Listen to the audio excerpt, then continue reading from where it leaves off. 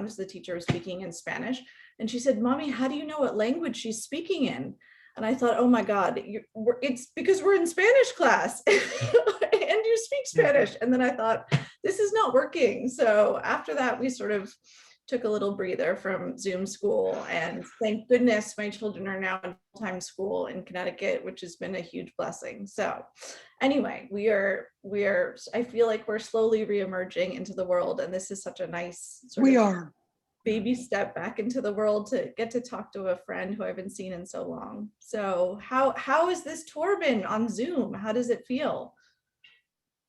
You know, it fundamentally feels fine.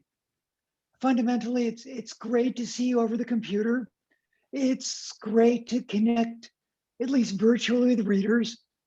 But last week, a bookseller asked me, "What do you miss most?" And I said, you know what?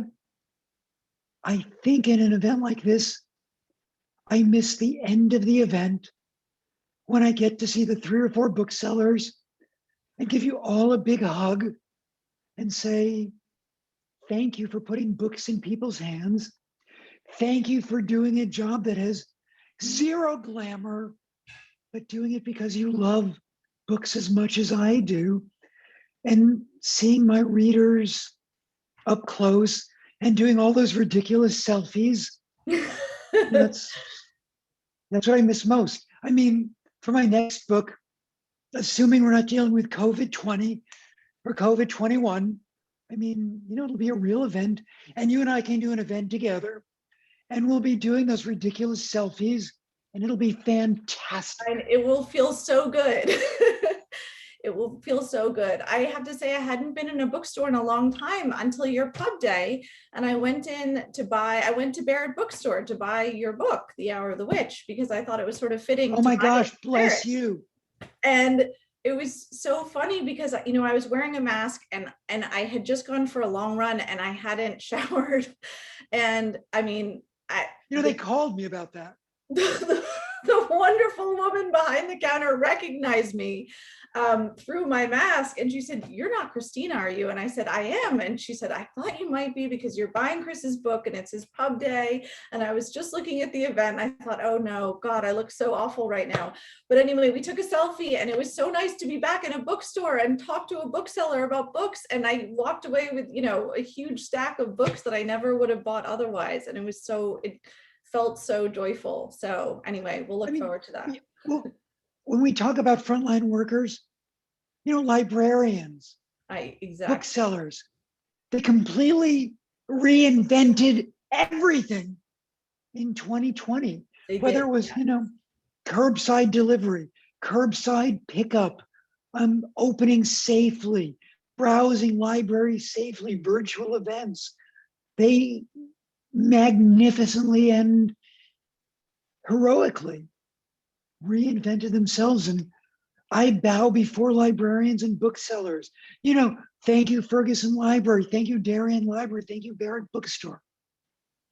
Absolutely. I couldn't agree more. So can I ask about your new book? Because I loved it so much and I have so many questions for you. One of the things I love about your books is that you surprise us every time because you move between genres so fluidly. And that's something I've always wanted to ask you about. How do you, so, I mean, coming off, you know, The Flight Attendant and The Guest Room, which are, you know, The Flight Attendant, everyone watched it on HBO and loved it. And it's so fun and fast moving and thrilling. And then how do you sort of transition from that to, you know, Boston 1662, the world, the Puritans? I write about whatever fascinates me. Aviation fascinates me. I had an aunt who was a flight attendant. You know, I grew up assuming she was a spy. My family assumed she was a spy. So that fascinated me. I've always been fascinated by Puritan theology going back to college. Imagine living in a world where Satan is as real as your neighbor. Imagine living in a world where every moment you wonder, am I saved or am I damned? Now, whenever we think of witchcraft in New England, we go right to Salem, 1692. Mhm. But the fact is, in Hartford, 30 years earlier, they were hanging witches. In 1656, the governor of Massachusetts had his own sister-in-law hanged as a witch. If you wanted to be hanged as a witch, the formula is pretty simple. Be smart, strong, opinionated, and female. That's pretty much the equation. And so I was looking for a way in, and I came across an obscure 3-line reference from 1672 in Boston's Court of Assistants. Nanny Naylor successfully sued her husband for divorce on the grounds of cruelty, what today we would call domestic violence. And I was struck by two things. First of all, one, when we think of the Puritans, we think of a theocracy. So we don't think of divorce. But I learned that 31 times in the 17th century, couples divorced. And there were 5 reasons why you could divorce: adultery, desertion, polygamy. And I just love this when we think of the Puritans: impotence and cruelty. Of those 31 divorces, 29 were for polygamy, adultery, and desertion. 1 was for impotence. And that trial must have been utterly fascinating for reasons I can't elaborate. But one time it was for cruelty. And this was about the same time I'm writing this book that the Brett Kavanaugh hearing is occurring. And I thought to myself, imagine being a woman so courageous in such a toxic relationship that she goes before this 14-member all-male court of assistants and says, "This marriage cannot stand. Thou dost have an obligation to free me." And I was so moved. I mean, I could have called this book hashtag I believe her, especially when you realize that, yes, marriage is a civil covenant. So it begins as a civil trial, can really fast, if you're a woman, unravel into a criminal trial or a witch trial where the gallows loom. I mean, this book was originally called, in my mind, The Trials of Mary Deerfield, because I envisioned 2 courtroom dramas in one book. Oh, I love that. So, and I thought originally it was called The Devil's Times. No? Or was that? That was the second title. It was the second title. Okay. The second Tell title us was why. The Devil's Times. The Devil's Times. Tell us why, because I love it so much. It was such a fascinating, I mean, your research, I don't know. I also want to know how you do your research and how much research you do and how you stop yourself from doing too much, because it must be quite fun. And you probably go down rabbit holes as I do. So you do. I mean, one of the great things about The Banker's Wife is how much you learn in ways that are cool and always move the plot forward about international banking, how it really works, what really occurs in places like Switzerland or Girls Like Us, a dramatically different book. But again, crime on Long Island in a small town, rural cop. And the great thing about, Annabelle and The Banker's Wife or Nell and Girls Like Us is that they're not just real, but they're real with flaws, and we care about them and we care about their demons. So when I was researching Hour of the Witch, just like you go down these rabbit holes. And in addition to divorce, I discovered this. No one had worse table manners than the Puritans. First of all, they drank beer like it is spring break in Miami. I know, who knew? Who knew? Secondly, They did have plates, formal occasions, but usually 2 or 3 people were eating out of what was called a trencher or a mini pig's trough. And third, No.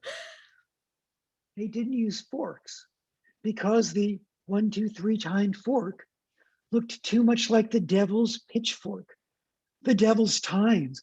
So this utensil, you didn't use it. So here's what you got. You've got a bunch of Puritans drunk on beer, eating with their hands out of pigs' troughs because they don't use forks. And oh, by the way, the Puritan bologna, it was lobster. You went to Harvard. So imagine wading into Back Bay, and reaching into the water and pulling out, because this was the 17th century before lobsters have been over caught, pulling out a lobster the size of a poodle and eating it, because there were 3 wild birds in 1621 at the first Thanksgiving. In the 1630s, the Puritans' main food stuff was crap, like, I shouldn't say crap because we take lobsters very seriously. It was lobsters. That sounds great to me. And they have no lobster fork, and they sure as heck has no bibs.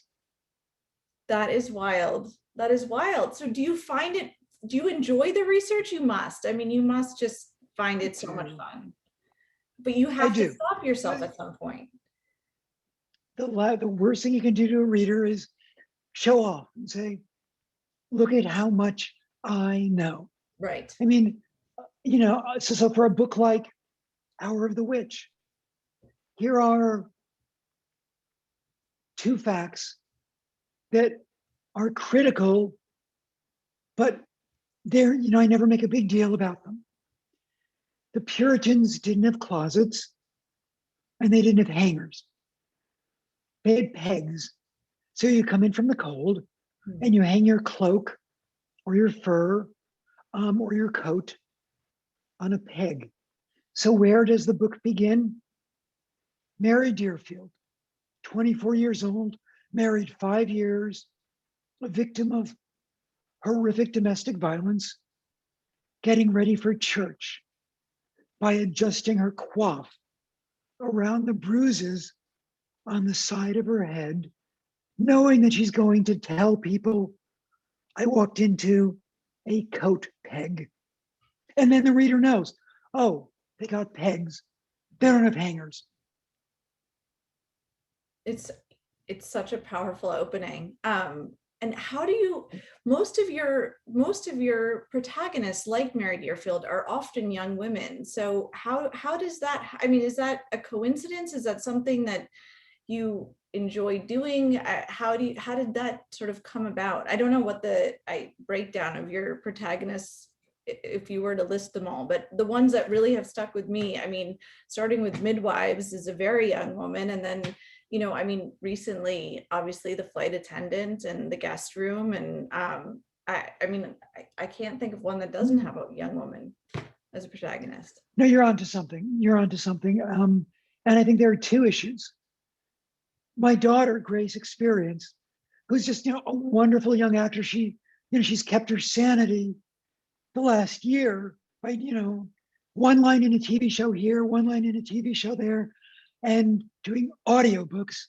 She narrated Mary Deerfield in Hour of the Witch. She once said something to me really astute. After she read Close Your Eyes, Hold Hands, she said, Dad, take this as a compliment, because I mean it that way. But I think your sweet spot as a writer is seriously messed up young women. And she's right. And the second thing is dread. I mean, there is nothing I care about more in the world than my lovely bride, Victoria, or our amazing daughter, Grace Experience. And I would have made such a good Puritan because I live with anxiety so much. I am the least mindful person you will ever meet. And I channel that dread into my books. in terms of my worst fears. What if something happens to Victoria? What if something happens to Grace? And all of a sudden we have characters like Mary Deerfield, who is looking at being hanged as her escape from a horrific marriage. Right. Or,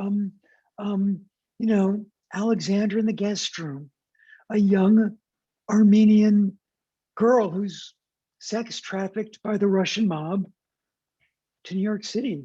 Or, Cassie Bowden in The Flight Attendant, who makes the world's worst decisions page after page. But I love her because we understand why she's so messed up. She had just a cataclysmic childhood, and now she's an alcoholic hot mess. That's the thing, is that your characters are always flawed, but they're always so relatable. I mean, you just root for them from the first page. And Mary Deerfield is, I mean, you just fall in love with her. She's perfection. And that's what makes this book, and Nell in Girls Like Us is a perfect example of that. A young woman with deep scars, deep traumas, but so damn smart, local Long Island cop. And you're just instantly on her side, despite her demons. You just, you care about her and what she's doing so much. So do you feel like your protagonist come to you first, or the setting comes to you first? Do you want to write a book set in the sort of Puritan era? You have this concept about someone like Mary Deerfield, and then you sort of place her in time. It's simultaneous. Okay. Character and premise. They come together as one because, we were talking about research a minute ago. Mm-hmm. No one wants to see you or me showing off how much we know about being a Long Island cop or an international banker or a flight attendant or a Puritan goodwife. They want character and story. So I always begin with a premise. In An Hour of the Witch, the premise was really simple. Imagine being a really smart, young Puritan wife who sues for divorce, and suddenly, much to her horror, because of the combination of theocracy and patriarchy, is sucked into a witch hunt. And so when you're writing, are you actively trying to sort of touch on timely themes, or do you feel like you sort of naturally incorporate them? Because as you said, it all goes back to dread and stakes and characters we care about and relate to. And so sort of no matter where your books are set in the world or what time frame they're set in, you end up touching on a lot of really timely themes. And this book in particular, as you said, I mean, during the Brett Kavanaugh trials, it really, I mean, this is a year where I feel like women have, it's been a challenging year for women. So it's been this book feels particularly timely, and that interests me. So is that something you do consciously, or does it just sort of come to the fore because it's something that's on your mind while you're writing? Yeah, I've written, it's a great question. 4 of my novels are historical fiction. Skeletons at the Feast, about one German family's complicity in the Holocaust, and The Light in the Ruins, set in Tuscany in World War II, are set in that place. Now, Skeletons at the Feast, during the worst moments of the Trump administration, felt eerily timely. Mm-hmm. But when I was writing it, I wasn't, thinking like that. Yep. Yes. But this book is different. Hour of the Witch, for a book set in 1662, is by design timely. When one of the men on the all-male members of Boston's Court of Assistants says, enraged at Mary Deerfield, "Thou art a nasty woman," the reference won't be lost on contemporary readers. It's there by design. Incredible. When Mary Deerfield ventures outside of Boston, Because, this is what is so interesting about Boston in 1662, is on the one hand, you have this burgeoning metropolis with the ships coming and going and this massive commercial Calvinist paradise where, all of the saints, all of the worthies, that are just can't wait for the ships to come in with, the Madeira and the spices and the bedsteads and the pillow beers. But then you've got the woods. And the woods, it is frigging terrifying because on the one hand, you have the indigenous people who, yes, have saved the immigrants' lives, but the Puritans still look down upon. And B, you have Satan. So when you leave Boston for the woods, you are going into, well, the scariest place on earth. To Zoom school. Zoom school, yeah. Okay, I will stop asking you questions because I feel like other people have questions and I don't want to dominate this But your precious questions are moment so with great. Thank you. Of course. Should I go through this chat and ask you, Denise, do you want to? Well, sure. We have some questions. I thought this was interesting. Chris, are you still watching movie trailers before you write? If so, explain the process and tell us about your muse, Horton. Question is twofold. First of all, do I still watch movie trailers before I write? Yes. My working day begins in this room. And I do two things. The first thing I do is, and I'm going to leave the camera for about 3 seconds. I get my dictionary. And my dictionary is one of those dictionaries that must weigh 15 pounds. It's the kind of dictionary that belongs, and it has, an antique library pedestal. And I look up words and I try to pick out 3 words, which I think, after 22 books, I'm not sure, I've never used before. Wow. Noctivagant, luminescent, phantasmagoric. And I write them down.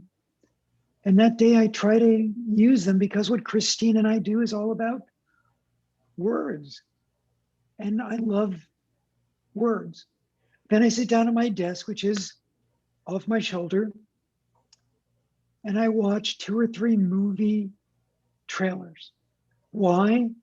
Because those impeccably produced 2 and 3 minute long movie trailers instantly catapult me into an emotional place. Now, the trailers do not have a literal connection to the book. For example, I could have watched over and over for this book The Scarlet Letter with Johnny Depp and Winona Ryder, that trailer. Or I could have watched The Witch with Anya Taylor-Joy over and over, but I didn't. The kinds of trailers I was likely to be watching before writing this book were books about women and private pain. So one of the trailers I watched a lot was for a movie set in California in the present, an indie film starring Jennifer Aniston called Cake, about one woman's emotional and physical pain, just so I could instantly take a step back and feel Mary Deerfield's pain. Then I start writing. Now I would pick up Horton, my muse, but she's not in the room with me. My dog, Jessie, who is also a muse, is in the room with me, but she is out like a light. So I'm not going to wake her up and pick up a 45-pound pit bull and put her in front of the camera. But yes, I write with Jessie sleeping behind me in her dog bed and Horton in my lap. That's fascinating about how you start with the dictionary and kind of challenging yourself with 3 words you've never used. Like that, yes, that gets I can understand how that gets your creative juices rolling, and then your emotional connection with watching the trailer. Here's a question for both Chris and Christina. Another good question. I'd love to know about the moment you know something that you're noodling over is definitely your next story. Oh, Christina, do you want to go first on that one? That's Oh a my good, gosh. that's a good question. Is that a good question? That's a wonderful question. So I will say, unlike Chris, and Chris is obviously much more prolific and better at this than I am. No, just old.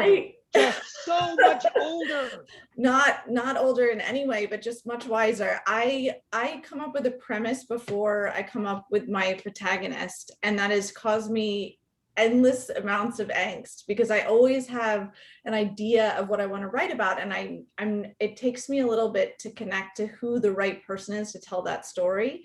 And so for me, the moment when I really know what I'm writing about is when I find the protagonist. And it takes me months, sometimes years, to find who the right person is. So in The Banker's Wife, for example, there are essentially two protagonists. And the reason that is because I didn't know who should be the protagonist, if it should be, an insider. It's a book about international finance and offshore banking. And so I had the idea to write it from the perspective of a banker's wife, who the banker has disappeared and she's trying to figure out what happened to him, and a journalist who's trying to tell the story. And I said to myself, okay, I'll write 100 pages of each story and see which one really resonates, Marina's voice or Annabelle's voice. And I couldn't let go of either. And so I ended up writing them together. So I cheated with that book. But anyway, for me, it's always when I find the right voice for a story that the story I've been noodling over, that's when I feel like it's really taking off. And That's Chris? a great answer. Yes. Ann Patchett wrote a great essay, and I don't remember the title of it, but she talks eloquently how every book we write has a moment where it wants to kill itself. It wants to say, this book doesn't want to be finished. Give up, move on. And you need to make a decision. Do I believe, to paraphrase Jason Bateman in Arrested Development, and I think maybe even in Ozark, power through, or move on to something else like, an entrepreneur. The great lesson of many entrepreneurs is knowing when to cut bait. And a lot of it's muscle memory. I have cut bait on books at least 3 times, but many more times I've said, no, I will solve this. And when I have writer's block, it usually means I haven't done my homework. I need to call somebody up. I need to call up an expert on 17th century Puritan civil litigation. Yeah, such a thing exists. His name is L. Kinvin Roth, and he is the president and dean emeritus at Vermont Law School. And every time I would be stumped about how would the Court of Assistants handle this, I would call him up and he would say, I think the Colonial History Society of America, volume 17, edition number 6, has an article you should read. And I would go there and it would be fantastic.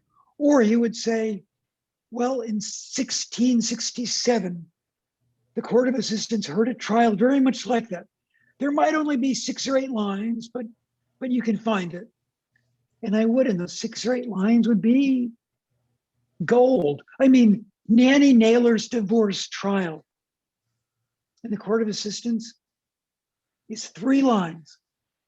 And you just cannot make this stuff up, because of a 19th century architectural dig in Boston, in what was clearly the outhouse, they found weirdly preserved massive amounts of paperwork about her divorce, all of the scrivener's depositions. Wow. And it's just, Wow. who knew? Who knew? That's wild. Who knew? Thank heavens for chamber pots. Well, we also have another question for both of you. Christina, let's start with you. Tell us about the moment you knew you wanted to write. So you had a career, seemed to have two careers. You're in the finance world as well as the legal corporate world. And now you're a writer. So when did you know you wanted to write? What happened? Well, I should say I've had a very strange career, but I was always a huge reader. I was an English major in college. I studied pre-1600 literature because that's so practical. And obviously my parents were thrilled when I was on my fourth year of Anglo-Saxon. And, to be honest, I thought I would go teach. I thought I would become an English teacher, an English professor. And then my father passed away when I was a senior in college, and I panicked and I decided I have to go make money and I have to live in New York City to be close to my family. And so there was a resume drop box for Goldman Sachs for their legal department. And I dropped my resume in, and, 9 months later, I was sitting at a desk at Goldman Sachs, not knowing what on earth I had done and how I would survive the next 2 years. And so I did the financial analyst program at Goldman in the legal group. So it was slightly less terrible than being an actual financial analyst, because I mostly read legal briefs, but I did have to learn how to use Excel. And then I went to law school, which law school to me seemed like the sort of practical application, of an English degree. So, you read a lot, you write a lot, and I thought, okay, this is, what I ought to do. And so I went, and when I came out, of course, I ended up in the corporate department because I had worked at Goldman Sachs, and so they assumed that I had some kind of financial acumen, which I didn't actually have. And I worked for many years as a corporate lawyer. And when, the moment I always read, reading was always my escape. And in 2008, I was traveling a lot for work. And I remember the weekend that Lehman Brothers collapsed, and, the city felt like it was in free fall. And I had sort of a front row seat to it because I was a mergers and acquisitions lawyer. I very quickly became rebranded as a bankruptcy lawyer.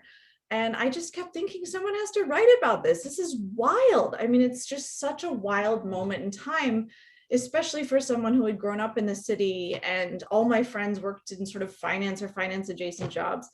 And so I started writing The Darlings kind of in real time. And that book is about a family in the middle of the financial crisis, and the family's sort of, the proxy for the city, as it were. So the collapse of the family is, so you're sort of watching this family evolve over the course of a Thanksgiving weekend. And, it was a book that I wrote because it was a book that I wanted to read, and it wasn't on the shelf. And I wrote it for fun in my free time, and it took years. And I finally, when I published it, I sort of couldn't believe that it got published, and I still sort of can't believe it. And it's been 10 years and here I am. So that's how I started off. Libraries and bookstores are filled with brilliant novels written by human beings who thought they were lawyers, and that was, going to be their career. Look at Scott Turow. John Grisham, James Gould Cousins. There's a wonderful tradition. And I don't know whether it's because lawyers are so darn smart, or spend so much time reading, or so much time thinking, or so much time writing, but you're part of this great tradition. I've always, my mother once said to me that she feels that I, not to dig on Harvard, but that I learned how to write in law school. And she was right, because I think, legal writing is very concise, and there's no one that sort of conserves words like a lawyer who's about to go in front of a judge, right? And you really value every single word. Every word has to be perfect. And so I think, law school attracts people that care deeply about words and language, and, ultimately kind of teaches you how to really streamline your thoughts. And so I'm very grateful that I had that education, even though I don't practice, and I never will again because I've let my bar license lapse. So I have a couple of questions. starting with a quick one for Chris. Do you ever use the OED? Yeah, I As don't your- anymore. I used to. As a matter of fact,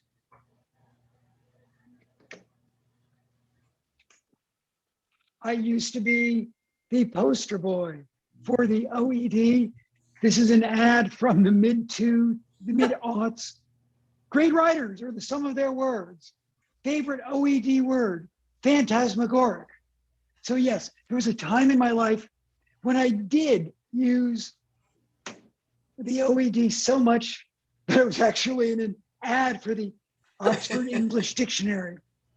But Wonderful. I did make some capitulations to the digital age, and I realized that I didn't need 28 volumes of dictionary. 15 pounds would suffice.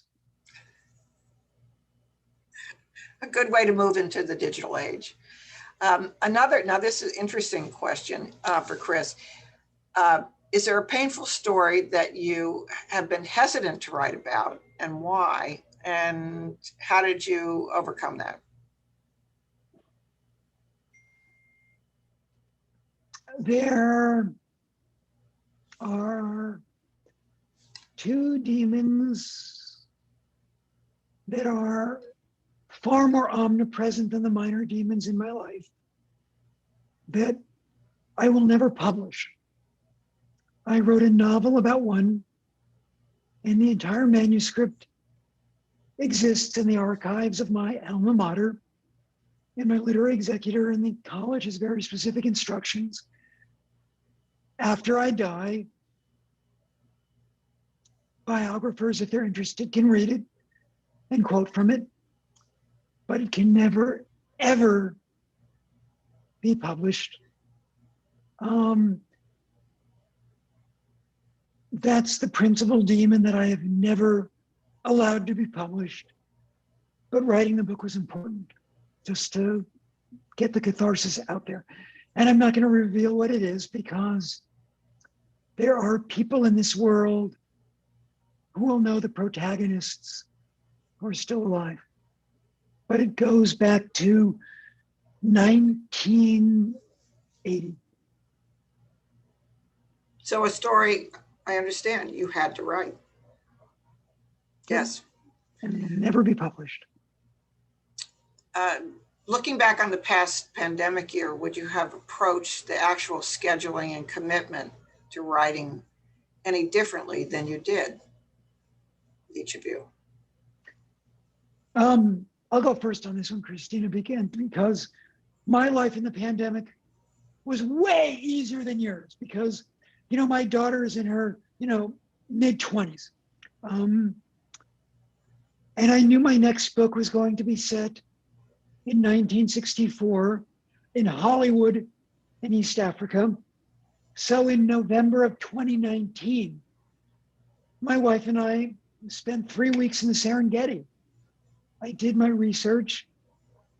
So when the pandemic started, I was able to write the entire darn book. I didn't go anywhere. I just watched the world unravel and wrote, which is why my next book has been all done for 7 months. I mean, literally, my 2022 book is done. My 2024 book is halfway done. And I feel I have really mixed emotions about that, because by the time this pandemic is over, we will have lost the equivalent of the population of the state of Vermont. My wife and my daughter's careers were completely derailed. Parents of young children like Christine and Jonathan had to figure out, how do we keep our kids safe and teach them to read? It was just utter madness. But me, I got a dog and walked in the woods and wrote. So I've got this weird survivor guilt, maybe. I'm glad you did, because then we have something to read coming up, because Well, I worry that I worry that so I should say I did not, this year has been a complete wash for me. I had Yeah. my daughter Serena in September of 2019, and my plan was to go back to work in January of, I guess, of 2020. And that sort of rolled into February, because, having three kids was is more than I thought. So anyway, I remember in March, I went back to my office and I sat down and I said, okay, now I'm going to start working on my next book. And about 2 weeks later, the world shut down. And that was that. So I basically, I think, like a lot of parents of young children, you just sort of survive. I mean, it's a day-to-day thing. And I'm very grateful and lucky that I have a wonderful editor who also has small children and also moved in the middle of all this and is understanding. And I'm hopeful that, people will still want to read my next book whenever I get Oh, they will. to writing it. Thank you. So, it's, I would not say I've survived this last year gracefully, but here I am. And I've started working again. And I think one of the things about our job too is that it doesn't really feel like a job. I mean, it's a joy. And so, whenever I could fit in a little bit of time to do things, to research or, start mulling over my next project, I did. And so that's the sort of silver lining, I suppose. We heard from you, Christina, how you begin. You start with a premise and then come up with fit the characters into the plot and the premise. But that's one of the questions, Chris. So how do you start? Do you have an outline? Do you know the ending before you begin? Or how do you find out? Or do you find out as you're writing? I do not have an outline. I have no idea where my books are going. I depend with the vaguest premise. Alcoholic hot mess of a flight attendant wakes up next to a dead body far from home and no memory of what happened the night before. Young Puritan good wife knows she needs to get out of a toxic marriage, even if it means the gallows might loom. And then I depend on my characters to take me by the hand and lead me through the dark of the story. When I'm about 2/3 or 3/4 of the way through it, I realize that, no one wants me to write a book the length of Anna Karenina. No one wants me to write a book the length of The Goldfinch. It needs to begin to wind down. So I place behind me on the windowsill behind me 3 massive whiteboards with dry erase markers, black, red, and blue. And I begin to outline possible endings. If this happens to Mary, what happens to Thomas? If this happens to Thomas, what happens to Peregrine? And eventually I figure out an ending that is, I hope, Aristotelian. An ending that at the one hand surprises you and you say, I never saw that coming. But you also take a step back and say, but it couldn't have ended any other way. That's what I'm after. Okay, I have a question for you then. Did you write that way when you first started, say your first couple of books? Did I write that way when I first started? I'm going to show you something. This is the earliest short story in existence that I ever wrote. It's from the 3rd grade. Great. After my father died, when I was cleaning out his home, I found a sweater box under his bed. And in it were all of these short stories I wrote when I was 9 and 10 years old that my mother had saved. And then after, she died half a lifetime ago, my father saved. And I share this with you not simply because my penmanship is spectacular, though it is, but because of the last sentence. I was 9 when I wrote this. The dripping stopped and the vultures had their meal. Even at 9, I was interested in dread. I mean, when I was a little boy, my shelf was all Alfred Hitchcock collects short stories and those little 45-cent paperbacks or the Reader's Digest condensed versions. And I just loved those stories. And while my books are not horror tales in any conventional sense, one of the things that keeps you turning the pages is the same thing that kept me turning the pages at 9 and 10 when I read those Alfred Hitchcock short stories. It's great suspense. Absolutely, absolutely. So a couple of questions about what are you two reading now, or what's on your bedside table? What are your TBR? What's on your TBR pile, and what are you reading now? Christina, do you want to go first, or do you want me to go first? Sure, I will tell you, I have it here. So I've been reading Great Circle by Maggie Shipstead, who's one of my favorite writers. And I'm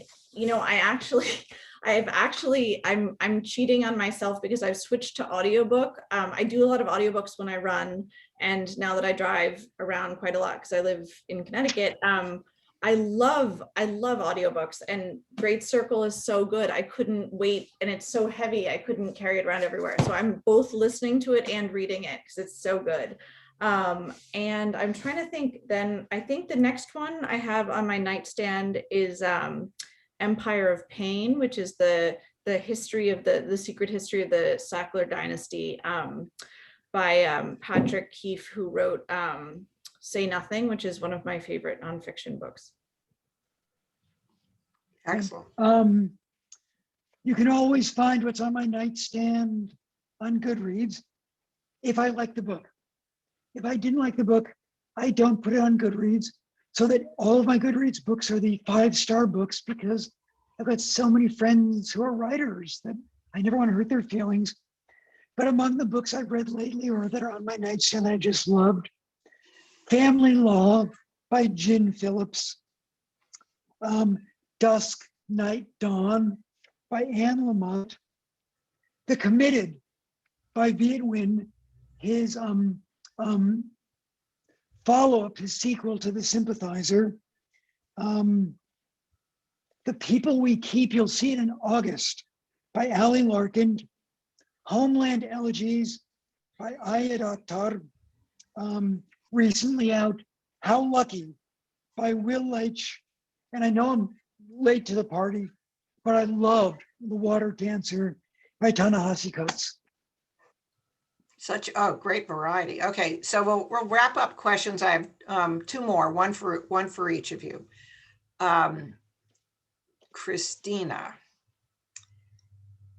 and I'm going to read it. As a younger soul than us fossils, God bless you.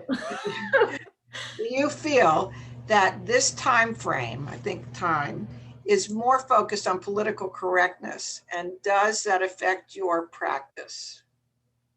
Oh, that's interesting. Well, right now I don't have a practice because I'm mostly just making sure my children are staying sane. But that's a very interesting question. My last book, I'd say, was more overtly political than previous books that I've written, and I got a lot of very angry feedback about that. And I got supportive feedback as well. But I would say that my politics were showing in my last book, and I to some extent, there are a lot of people that believe that writers should not be sort of overtly political and, put their political beliefs on social media, et cetera. And so it's been a very interesting, last couple of years in that respect. And to be honest, I found it a little bit exhausting. And so my next book, I'm trying to make a little bit less political because I just can't, I don't have the mental bandwidth to get hate mail over from angry readers. But yes, I think, it's sort of a loaded question, in that I think, Yes. that's both good and bad. I mean, I think, for writers to have to think really critically about what they write and how it will affect readers, is important. And I think publishing is becoming a little bit more progressive in terms of its inclusion of different voices. And so there's a greater sensitivity to that. And, you know, obviously as a Cuban female writer, I appreciate that. And, you know, but yes, I do think people are increasingly sort of focused on their words. And I've seen that shift just within the 10 years I've been writing. Oh, interesting. Okay, one last question for Chris, which has to do with the Red Lotus. What did you feel when a real pandemic began after writing this amazing book, which reflected such a reality? Such a great question.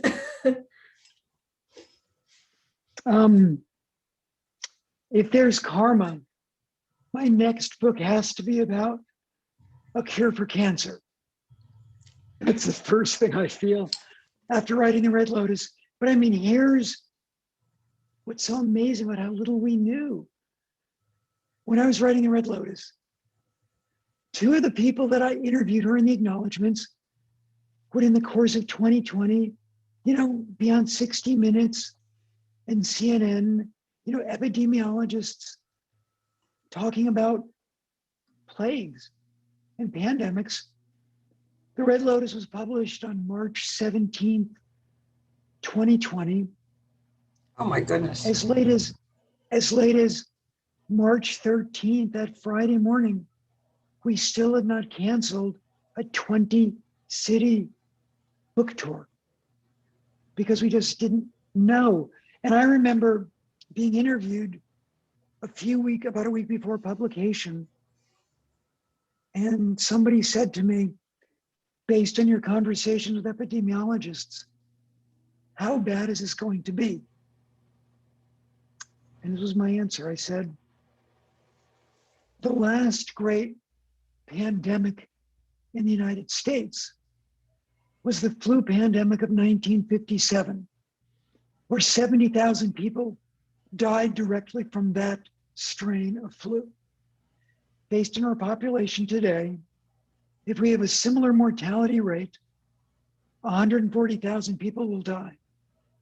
But there's no way that's going to happen because we're smarter now and we'll contain this and we'll be okay. 140,000 people I don't think are going to die, but we're going to hit 600,000 before the end of this month, probably. Right. I mean, Right. One of the epidemiologists I spoke to in 2018 said this to me. Oh my God, the next pandemic's coming and it is going to be a nightmare in New York City, because New York City has the three things you need for a pandemic: high population density, a population that depends on mass transportation, and international travelers coming and going. When the next pandemic hits, mark my words, New York City will be a disaster. And of course, he was right. But here's the other thing. ER doctors, nurses, frontline workers are just amazing. The people who kept working at Christie's and D'Agostino's in the hospital. I mean, a friend of my daughter who is an ER doctor, a resident in a hospital in Queens, said to her the other day when they were walking around the Central Park Zoo outside, she said, and this is a paraphrase, yeah, I just had another patient die this morning. We being doctors, we're going to be scarred a long time. It's not going away. It's going to be with us in our hearts and minds for quite a while. Well, thank you. The great thing about this is this. The great thing about this is this, though. We have vaccines. We've got people, you know, we're vaccinated. We got protocols in place. We'll get boosters when it's time. I mean, I'm feeling wonderfully optimistic. You know, Broadway's going to open this autumn. My daughter's going to be on stage knock on wood, if equity approves the contract in August for the first time since February 2020. It's going to be great. Fantastic. Your libraries are going to be packed. The Barrett bookstore is going to be packed. The next time Christina is in the Barrett bookstore, you know, she's going to be recognized instantly because, you know, she won't be behind a mask. It'll be fantastic. What a marvelous way to end, just on such an upbeat note. Thank you, Christina, and thank you, Chris. Could you hold up your book and Girls Like Us one more time for us? I just have Chris's book. Okay. Okay, so wait, Christina's holding up my book. I'll hold up 2 of Christina's 4 books. I'd hold up 4, but I have 2 hands. Oh, you're so Wonderful. Thank you so much. And thanks for the extra time you gave us tonight. Marvelous, marvelous. Thank you all so much. Thank And you. Christina, thank you. Denise, thank you. Alice Knapp, thank you. Everyone, I bow before all of you. Bye-bye. Thanks for everyone coming tonight. Bye-bye. Thank you all. Bye.